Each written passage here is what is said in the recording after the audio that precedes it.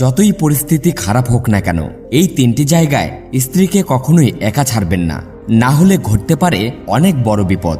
অনেক আগেকার কথা, এক ব্যবসায়ী এবং তার স্ত্রী ব্যবসার কোনো কাজে নিজেদের রাজ্য থেকে অন্য একটি রাজ্যে যাচ্ছিলেন। যখনই তারা অন্য রাজ্যের সীমানায় পৌঁছালেন তখনই কিছু ডাকাতের সঙ্গে তাদের দেখা হয়। সেই ডাকাতরা ব্যবসায়ী এবং তার স্ত্রীর কাছে যা কিছু ছিল সবকিছু লুট করে নিয়ে যায়। এইভাবে ডাকাতরা ব্যবসায়ী এবং তার স্ত্রীকে ভিক্ষুক বানিয়ে রেখে চলে গেল। ডাকাতরা তো চলে গেল, কিন্তু ব্যবসায়ী ও তার স্ত্রী একেবারে নিঃস্ব হয়ে দুশ্চিন্তায় পড়ে গেলেন। ভাবতে লাগলেন, এখন কি করব? অচেনা শহর, অচেনা মানুষ।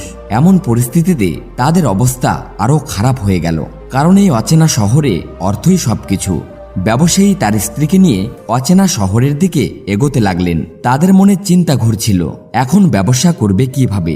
এই চিন্তায় বিভোর হয়ে তারা শহরের বাইরে সাধু বাবার একটি কুটির দেখতে পেল।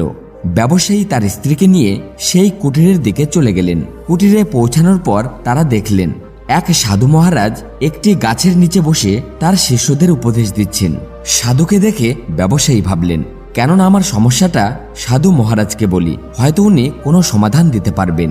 এই ভাবনা মাথায় নিয়ে ব্যবসায়ী সেই সাধু মহারাজের কাছে গেলেন এবং অত্যন্ত বিনয়ের সঙ্গে তার সমস্যার কথা জানালেন।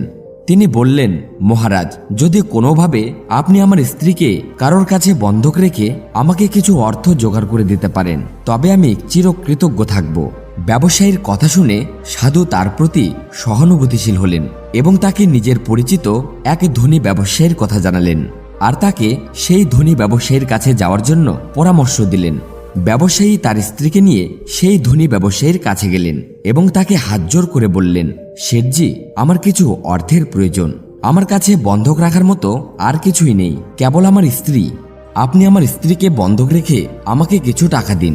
আমি সেই টাকায় ব্যবসা করে খুব শীঘ্রই আপনার পুরো অর্থ সুদ সহকারে আপনাকে ফেরত দেব এবং আমার স্ত্রীকে আপনার কাছে থেকে মুক্ত করব।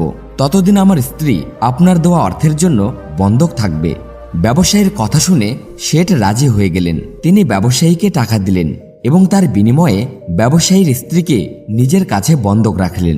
ব্যবসায়ী তার স্ত্রীকে সেই শেঠের কাছে রেখে কিছু টাকা ঋণ নিয়ে ব্যবসা করার জন্য রওনা হলেন। তিনি সেই টাকায় শস্যর ব্যবসা শুরু করলেন। ব্যবসায়ী কৃষকদের থেকে কম দামে শস্য কিনতেন এবং অন্য প্রয়োজনীয় কৃষকদের কাছে তা বেশি দামে বিক্রি করতেন।